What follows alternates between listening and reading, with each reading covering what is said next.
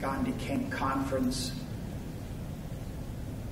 Our country's at war once again. The majority of our sisters and brothers on Mother Earth are struggling for survival, living on the edge, victims of violence, militarism.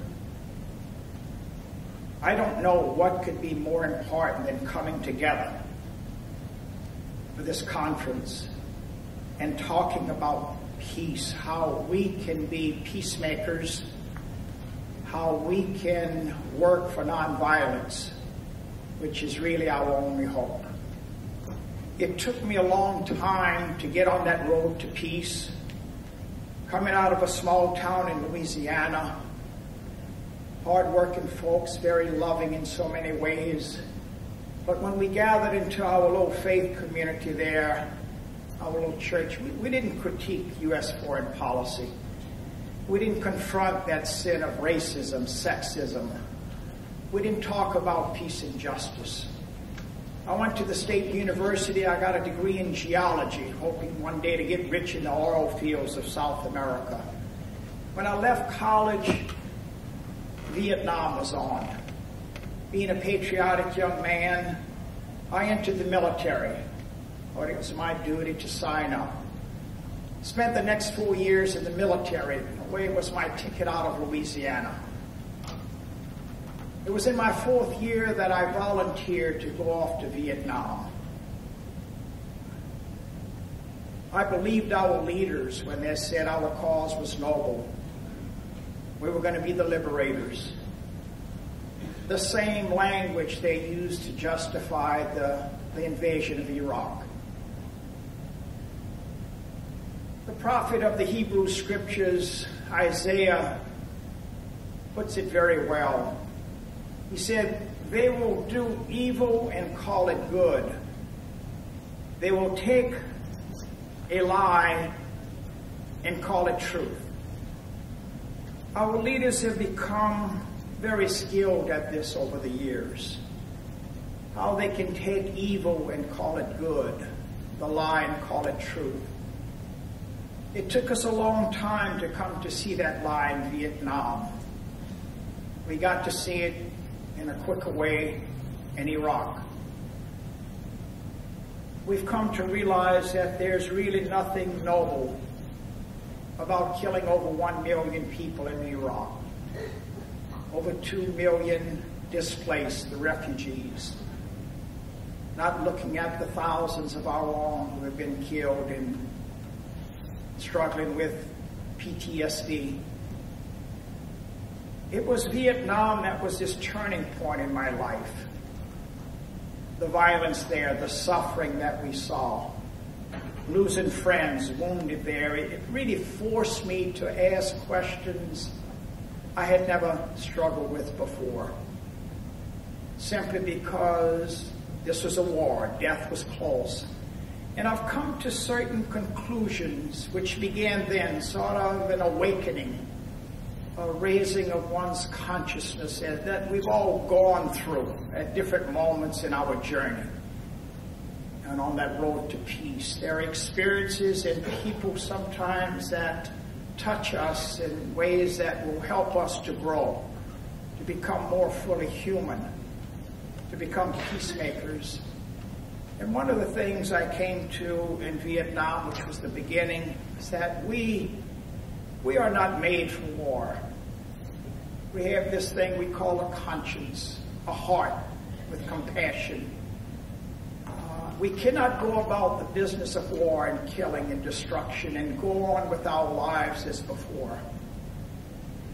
For those who are believers, no matter what that faith tradition might be, our God, our Creator, did not make us for war. God does not bless war. God does not bless killing. God does not bless violence. And it would be so important if our spiritual leaders could simply say that. That war is not blessed by our God, our Creator. That life is very sacred. Something else I learned, it was the beginning of learning something very important. Those who declare the wars will not go and fight them, nor will they send their sons and daughters to fight those wars. No. They will send others to do the fighting for them. Most are cowards. They will not dare to put their lives on the line. I came back from Vietnam. My hope was in shambles.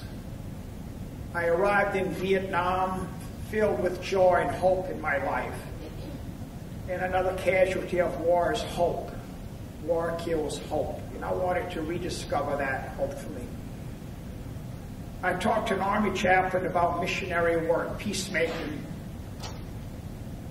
He got help get me to the Marino community, a group working in 25 countries around the world, serving the poor.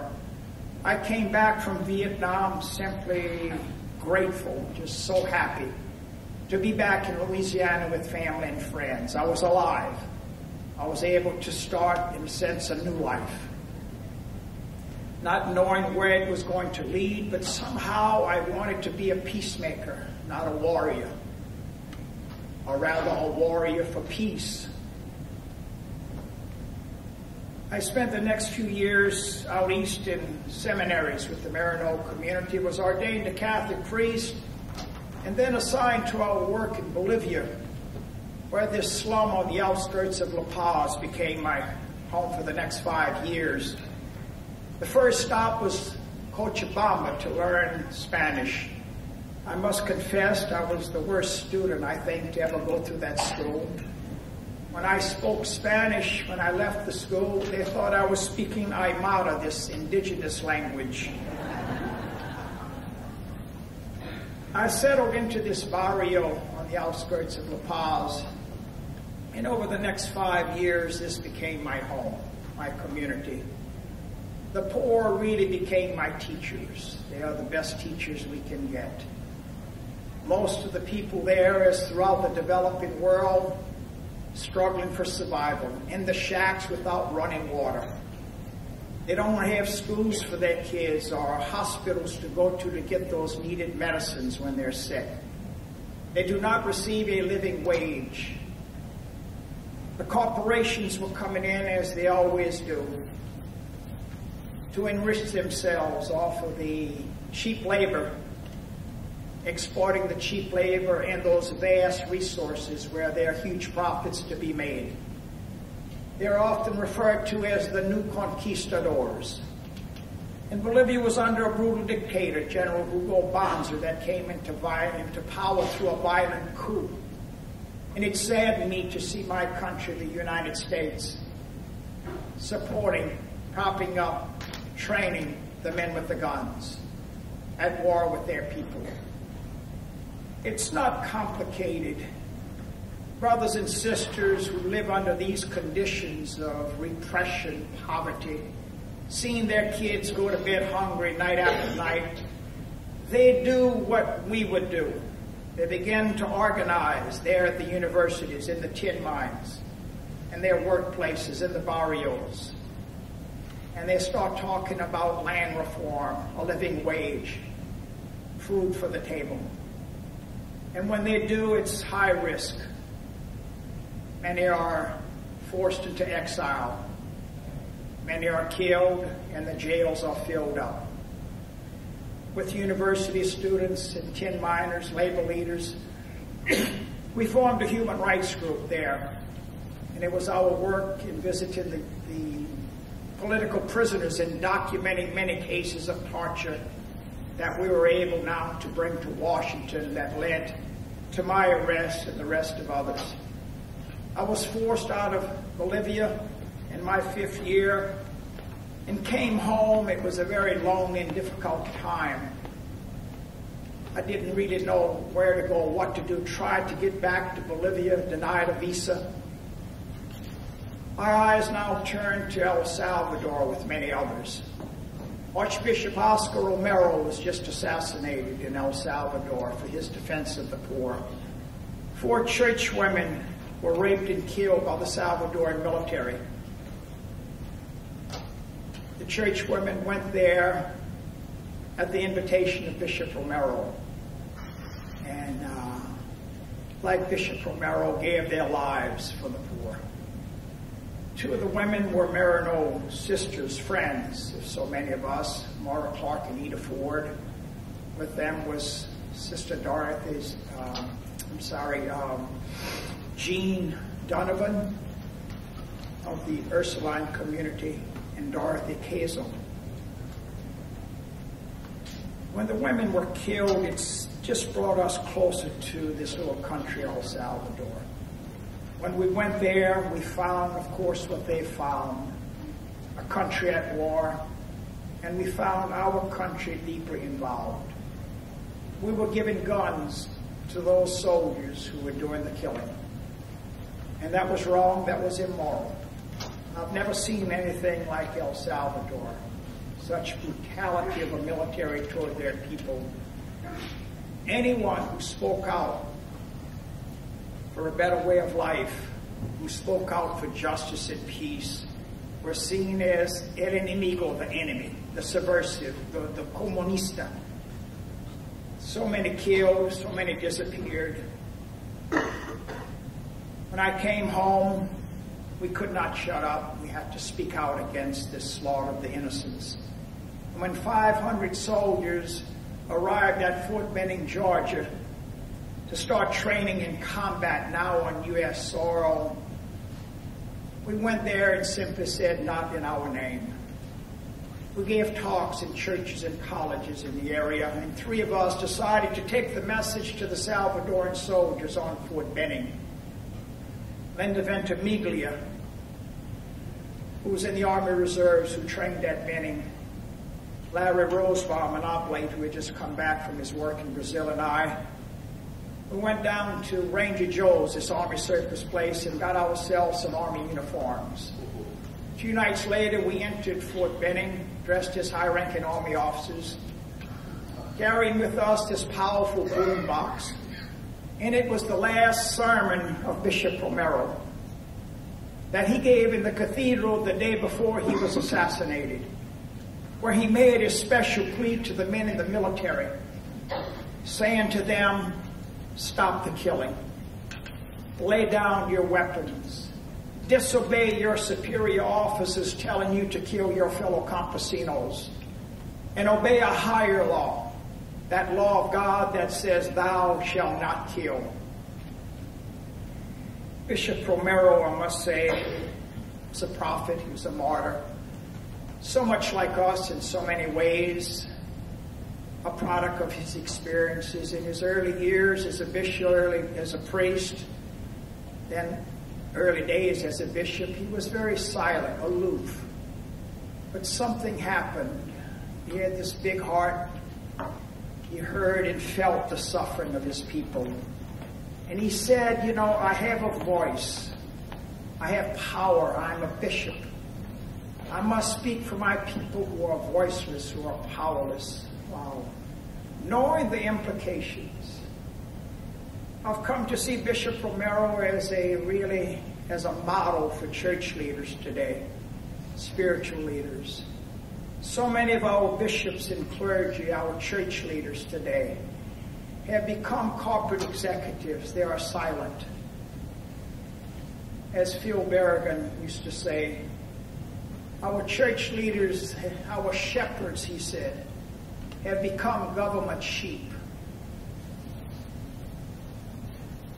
Bishop Romero is seen as a saint in this country, and he is that saint. He inspires us like Gandhi and Dr. King and all the martyrs, all those great peacemakers. And that night he gave us the courage we needed to penetrate this high security area. We got saluted, went deep into the woods, right near the barracks where the Salvadorans were housed, and with tree climbers we scaled this tall pine tree. And we waited, and about 11 o'clock at night when the last lights went out, we said, Bishop Romero, this is for you, brother. And his voice just boomed into the barracks. They were pretty upset with us. We saw this as a very sacred moment. They didn't quite see it that way.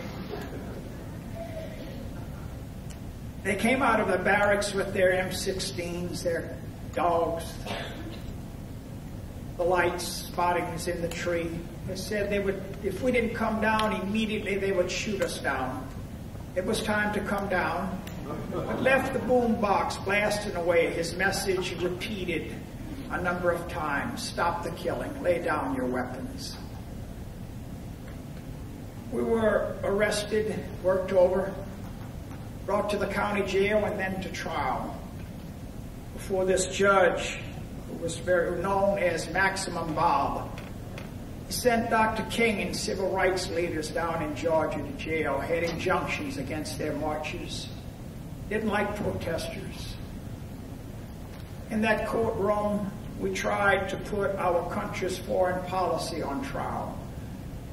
We wanted to also to explain to our parents and siblings and loved ones why we did what we did.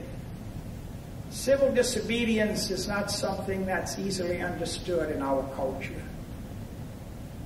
But Gandhi and Dr. King have taught us so much about the importance of civil disobedience when they said it's a tactic that can expose an injustice, that could call attention to something that's very, very wrong. And we tried to do that. We tried to talk about Bishop Romero, the churchwomen, the slaughter of the campesinos in El Salvador. But the old judge wouldn't hear it. We were sent to prison for 1.5 years.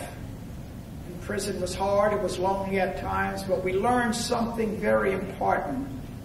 They could not silence us. The truth cannot be silenced, as Dr. King reminded us. We wrote hundreds and hundreds of letters from prison. Some of those got published in major newspapers, which brought joy to our hearts. Our hope remained intact.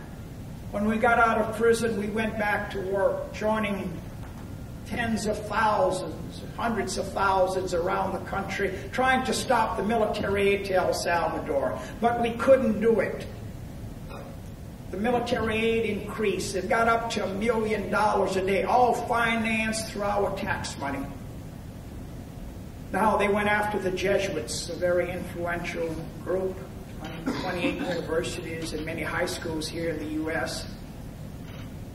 They were upset with the Jesuits because they were calling it by its right name, idolatry, the worship of the false gods of wealth and power.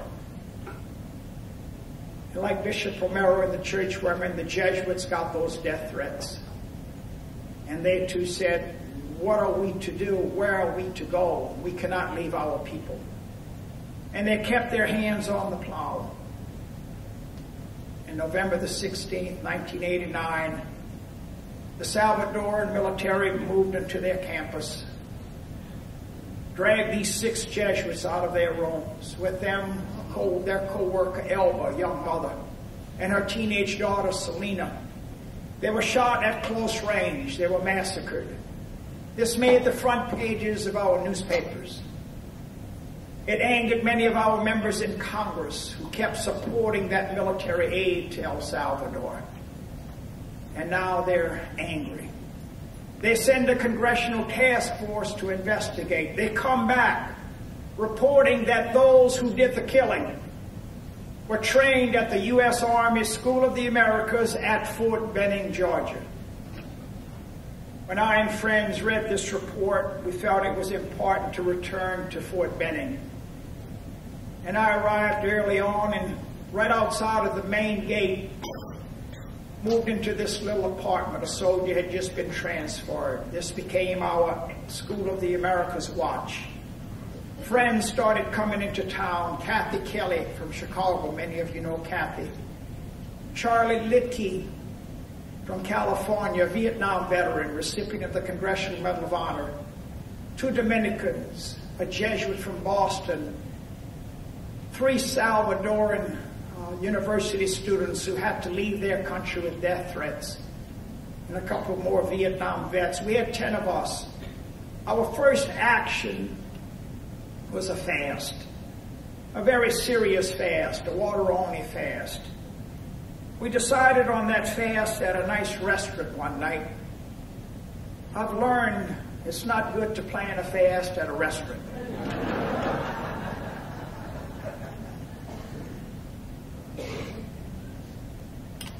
Mahatma Gandhi had a lot to teach us about fasting. We reflected on his words before our fast as we camped out at the main gate for the next 35 days, drinking only water. Gandhi said if we go into a fast with love in our hearts and wanting to expose an injustice, we can't go wrong. And he was right. He was right. So much good came out of that fast. We saw something happening there.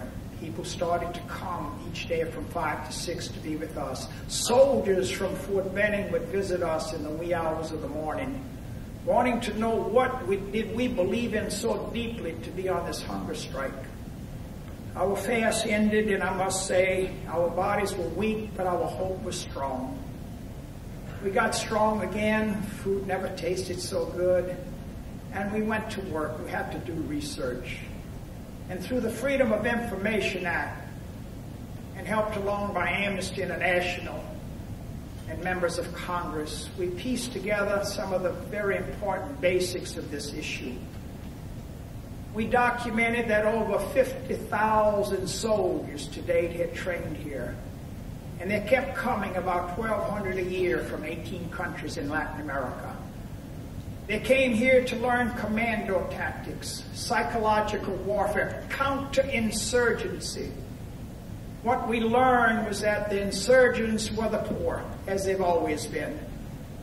They are the religious leaders who call for justice.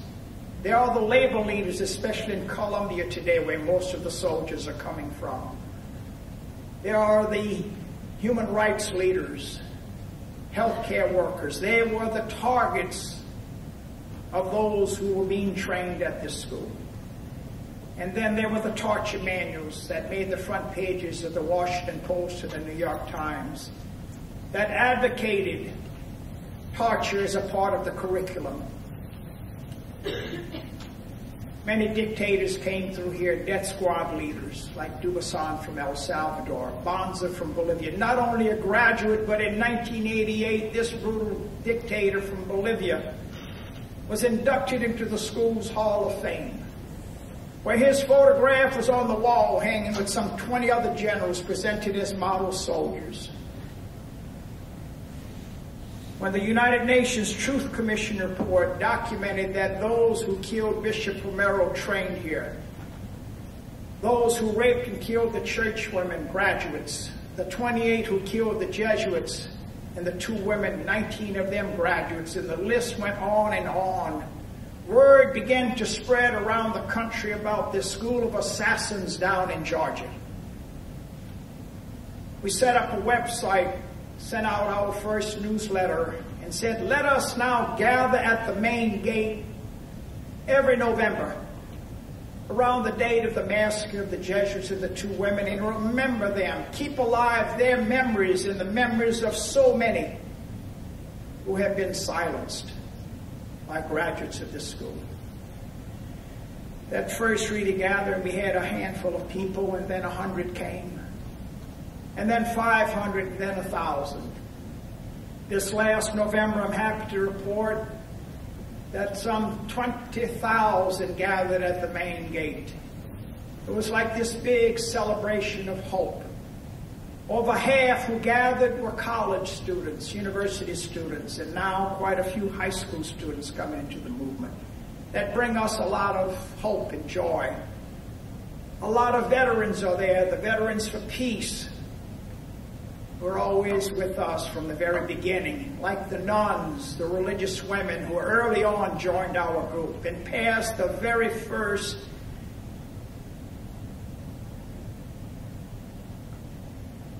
resolution calling for the closing of the school.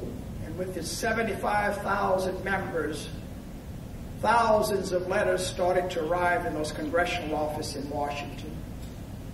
We had a lot of Senior citizens with us this last November, as always, parents with their children. And we are all gathered there in the name of peace, in the name of peace.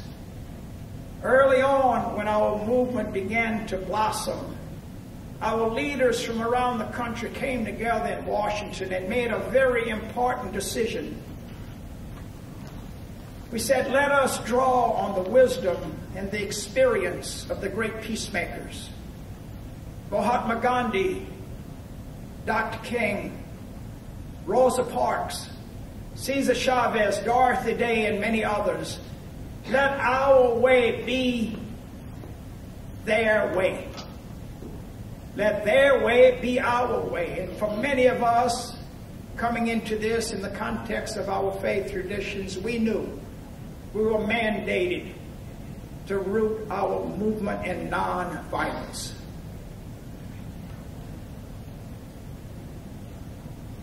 That weekend is filled with a lot of activity.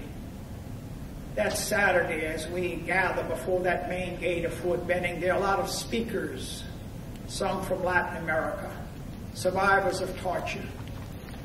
We have a lot of musicians that uplift the spirit like Anne. We have a lot of, the puppetistas are there that add a lot of joy to the young and old alike. That night at the convention center, lots of workshops under this umbrella of peace and justice, making all these connections, talking about that war in Iraq. How can we possibly gather in the name of peace and not address this madness of the war in Iraq? And the billions of dollars that was brought up yesterday, the $12 billion every month that goes into this war in Iraq. It's the basic question. What could this do in our inner cities? What can it do here in Memphis and Columbus and Seattle, New York City, and all these other places? And we know it is a theft from the poor. It is a theft, and it must be called by its right name. That Sunday, as we gather at the main gate, it's more solemn. It's become a tradition to have our funeral procession. Thousands bring these small white crosses bearing the names of the victims and their ages, many children. Some bring the Star of David. Many have the photographs of the victims. And we process solemnly down Fort Benning Road to the main gate. And the names of the victims are called out individually. And after each name will come presente. And in unison, the thousands there will say, presente, presente. Something that is very, very sacred. We're touching on the sacred here, and many weep. When we get to the main gate, we take our religious symbols and the photographs and put them on the fence. We turn it into something sacred. You can't see the other side. It takes about 3 hours for the procession to complete. It's become a tradition in our movement where whenever we gather, there are some who feel compelled to cross the line, to go on to Fort Benning, to go over that fence topped with barbed wire, cut a hole through it, or go under it. When we do that, they say we're breaking the law. But we know that we're following a higher law, that law that says, thou shalt not kill. Something in our heart and conscience that says, the way is not violence. The way is non-violence. And we will take the message on to Fort Benning now. And as those cross the line, they are arrested, brought to trial, and sent to prison. I'm happy to say that over 285 of our people now have gone off to prison and have collectively served over 95 years. When they send our prisoners of conscience to prison, it energizes the movement. Something happens. It brings out more the next year. When Maximum Bob finally retired a few years ago, I wrote him a letter wished him well in his retirement, and thanked him really for helping our movement grow. Because every time they would send us to prison, really, it energized us. It brought more the next year. We're going to be back at the main gate. We're not going away. We're keeping our hands on the plow. And we're getting close. We're getting close to shutting down this school of assassins. All paid for with our tax money. All done in our name. Next month we will gather once again. We'll have more than last year, over 20,000 this year. It's November the 22nd and 23rd, that weekend before Thanksgiving. There will be perhaps a bus or vans going from Memphis. You can check it out. Check it out also on our website, soaw.org. Get in touch with the folks here at the conference who are also involved in this issue and bringing folks down.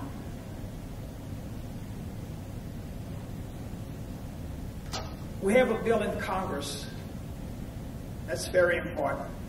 That's giving a lot of hope to our movement. Last November, we came within 6 votes of shutting down the school, cutting off its funding. Letters to your members of Congress. We're looking forward to some changes in Congress, of course, and a big change in the White House.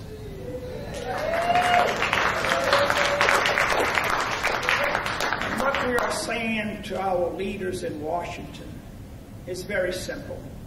When we go there in the spring to knock on those congressional doors, when we write our letters and send our emails to them, we say to them, we don't want you using our hard-earned tax money for this kind of school that leads to suffering and death and repression. We want that money going into schools for our children here in our communities. And we're getting there. We think this coming year we can cut off its funding and close this school forever. This school should have been out of existence.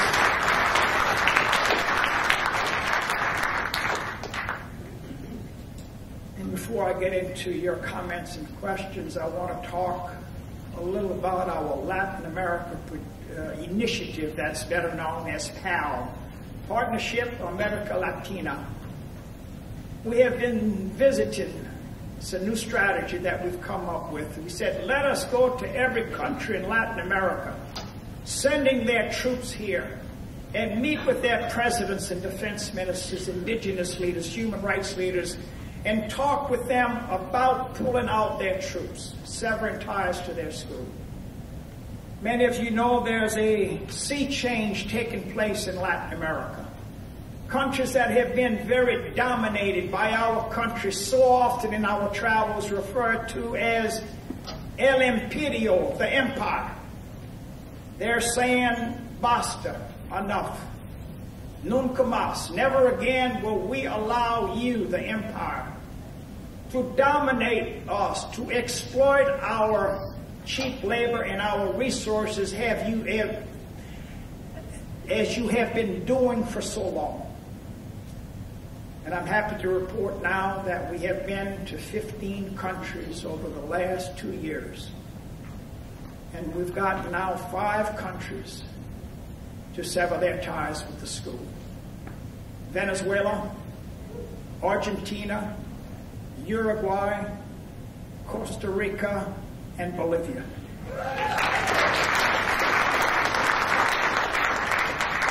About Bolivia, it was a special joy getting back there.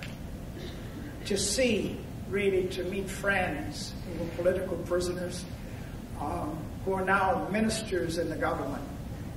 To meet at 5 o'clock in the morning with President Evo Morales in a country where the majority are indigenous, to have for the very first time in its history the first ever indigenous president.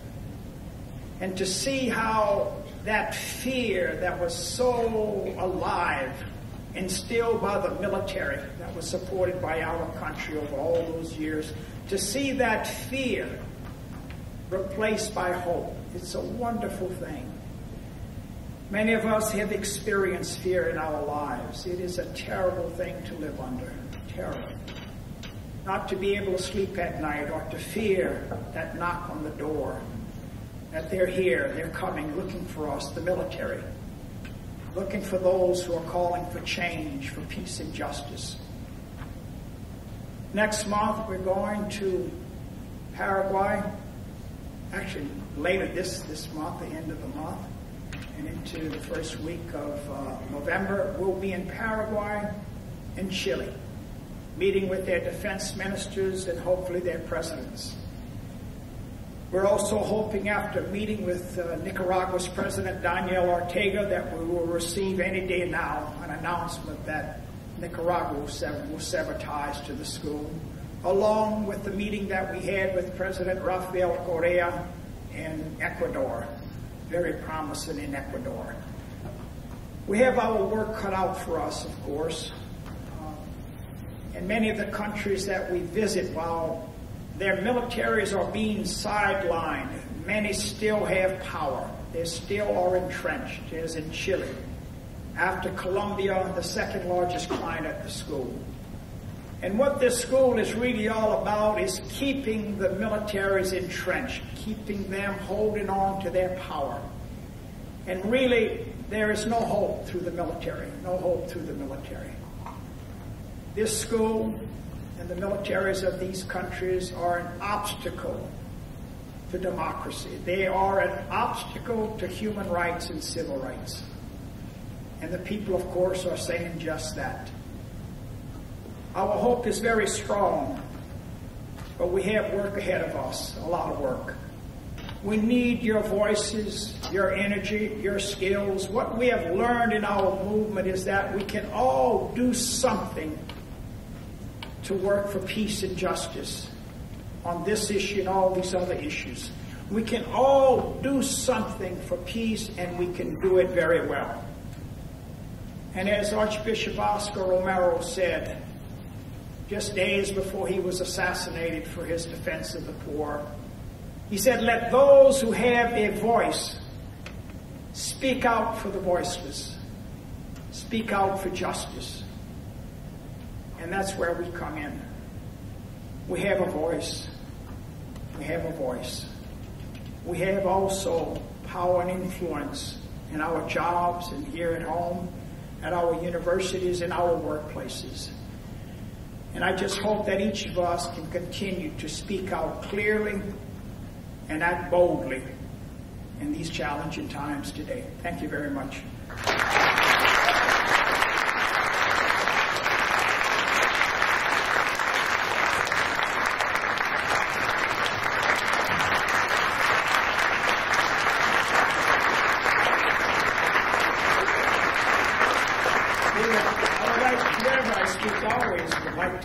Few minutes for your comments or questions. I think there's a microphone around. Could you just any comments or questions?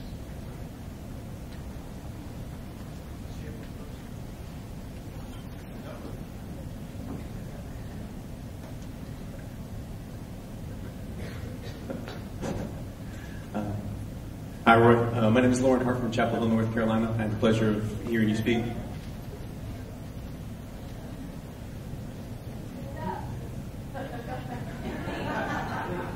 Y'all won? Okay. Roy, I had the pleasure of hearing you speak in Chapel Hill, North Carolina a couple of weeks ago, where I'm from. And I want to follow up on some talk about then. I'd like to ask you specifically a question about something that Father John Deere has written. Can you hear me okay? But first, I'd like to say that thanks so much for all of your work. I was at the School of the American Protest last year. I'll be there again this year to stand with you. My question is, John Deere, who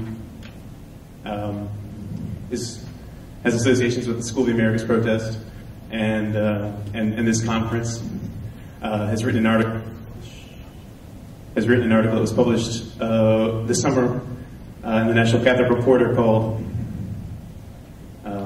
"The Only Diet for a Peacemaker is a Vegetarian Diet." And I'd just like to ask you to comment on that, please. Thank you. Yes, John, as we know, is a is a good friend of so many, a well-known peacemaker. I do think we do have a long way to come on this issue of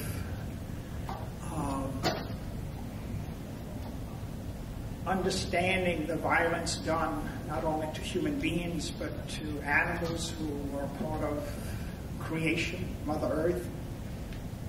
I do believe that we're getting there. It's like trying to end ROTC programs on Jesuit University campus and other campuses. I don't know what can be more challenging in a way, but it's an issue that we have to keep addressing, making connections to really life and the sacredness of life. And I think it's a matter of trying to make those connections, to be challenged in different ways by people like myself who are not a strict vegetarian, to have other people come to me, to educate me, to sensitize me, to help me grow in my consciousness as I've been helped in Bolivia, helped by that missionary in Vietnam. And I think what's important, though, is not to be threatened by people who come to us with these issues that they're committing their lives to, who get it, who really see issues clearly, very clearly, but who might threaten us in our own lifestyles. But to try and really, and I do believe if we have a good, healthy prayer life, if we spend time in solitude, silence, I think we become more open to what others are saying to us about justice, making connections, and about the sacredness of life, not only involving human beings, but all of God's creation. Please.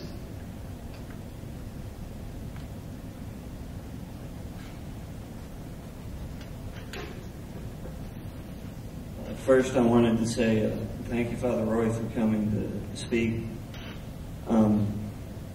Since you're someone that understands Latin America better than most people, what's your view on the growing alliance between the Cuban government, the Venezuelan government, and the Bolivian government and others? Thank you.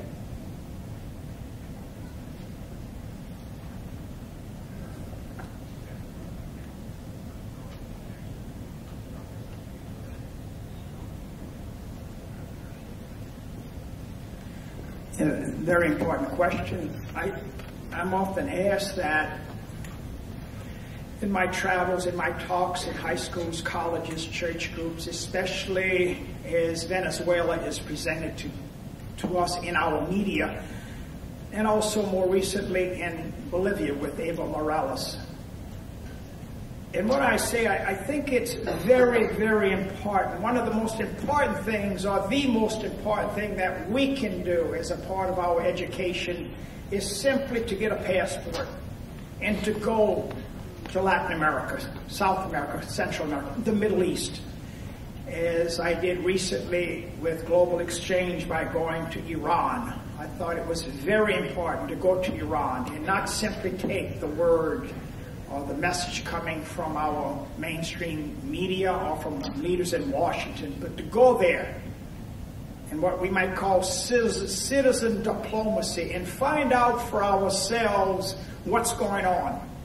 And what's very important when we go to these countries like Venezuela, Bolivia, and other countries, Cuba, is to talk with the people there, the poor, especially in countries like Bolivia, Venezuela, and all of these other countries where the majority are poor, and simply ask them how they see their leaders, their presidents.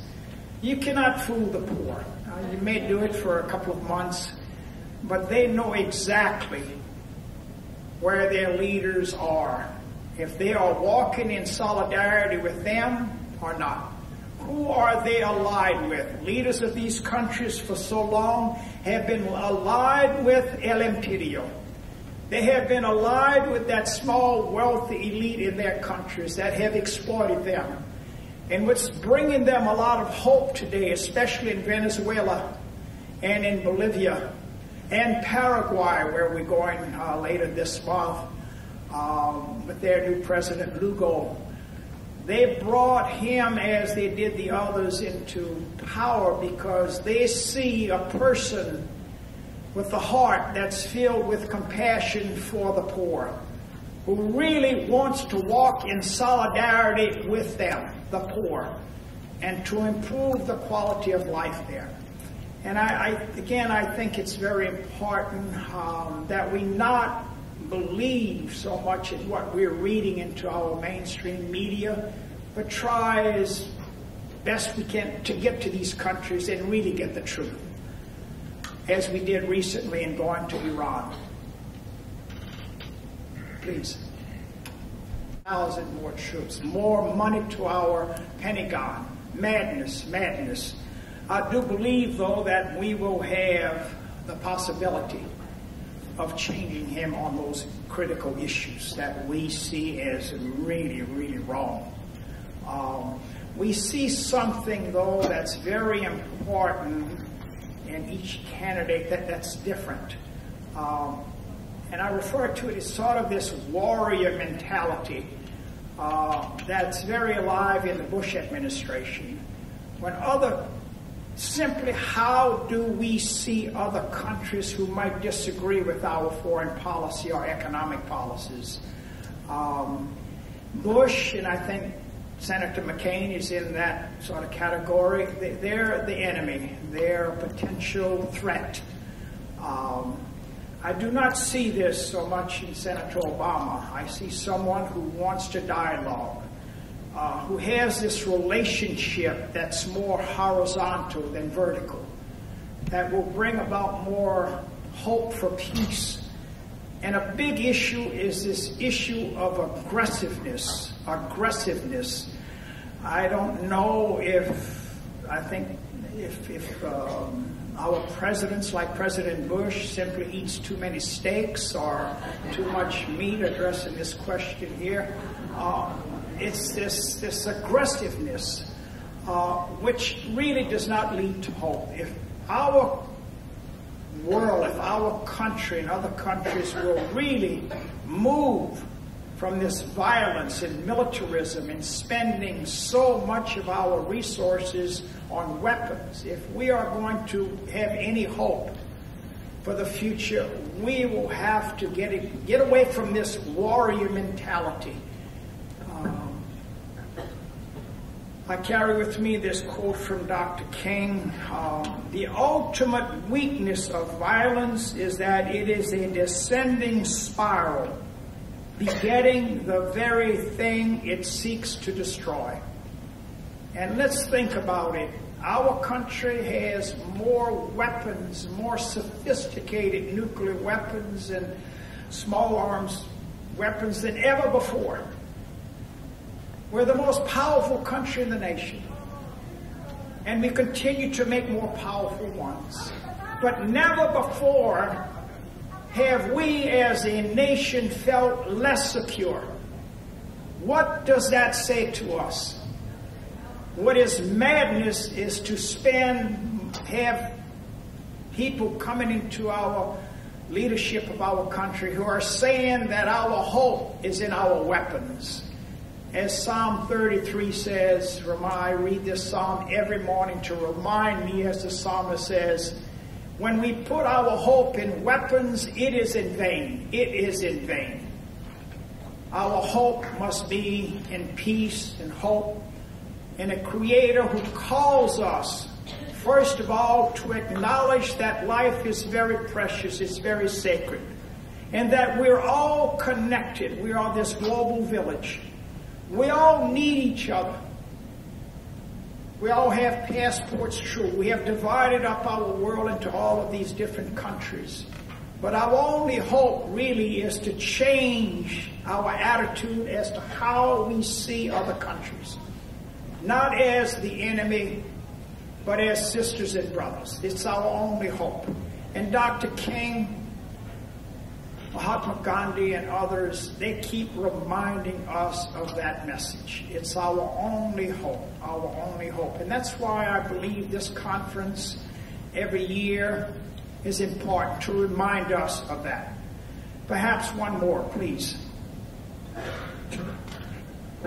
Father Roy, I want to ask you about the comments from Representative Lewis and talking about the atmosphere of, I think he was speaking specifically of a rally that was headed by Sister Palin, but he talked about how he felt that the atmosphere there was similar to some of the atmosphere during George Wallace's time and some of the things happened during the Civil Rights Movement.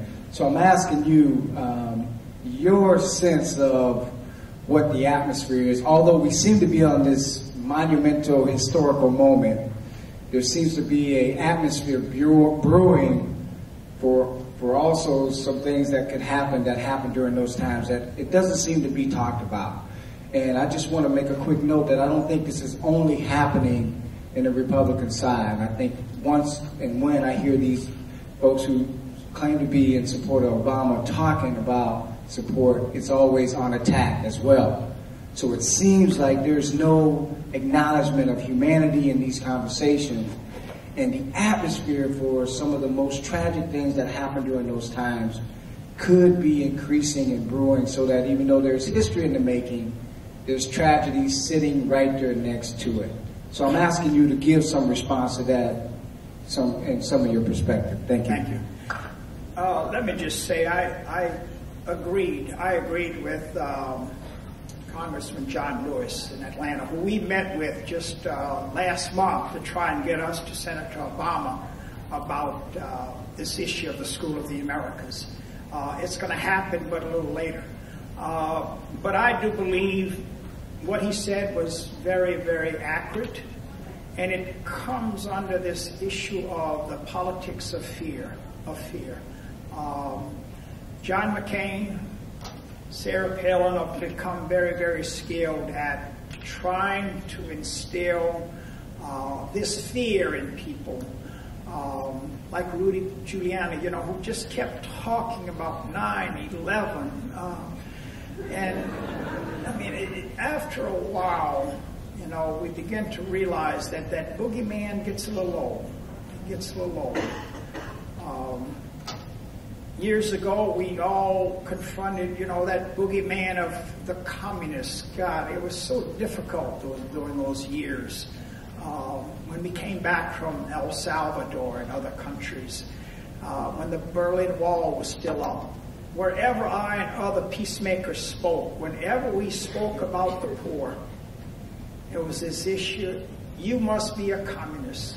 Whenever we talked about the campesinos calling for land reform, a redistribution of the wealth there, like in El Salvador, where 14 families ended up with 60% of the land. I remember debating someone from the Pentagon. That was the starting point. Let's look at the reality. You must be a communist. And today, that boogeyman is gone, but we have simply substituted, or trying to substitute in its place, that new boogeyman, terrorism, terrorista. And I think it works for some people, but for most of us, we see through the lie. We see through that boogeyman. We realize that this is not accurate. It's not rooted in truth. And I must say, I do have some concerns right now, but I'm also filled with some hope as I travel around, talking with groups all over. Just came back from Wichita, Kansas, before that Austin, North Carolina, other places. I do feel more and more people are seeing the truth. They're discovering, that lie that we often are handed. And that gives me great truth, great hope. And I think this is the time we have to stop. My time's up. I just want to say again how much I've enjoyed being with you.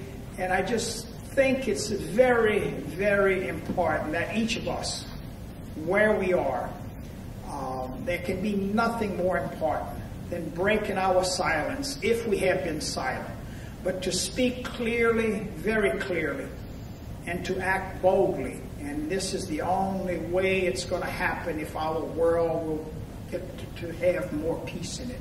But thank you very much.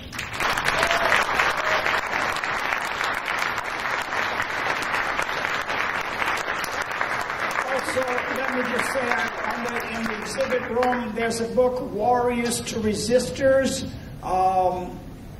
military veterans, veterans for peace, Iraq veterans who have joined our movement, and the reasons why they went from warriors to resistors.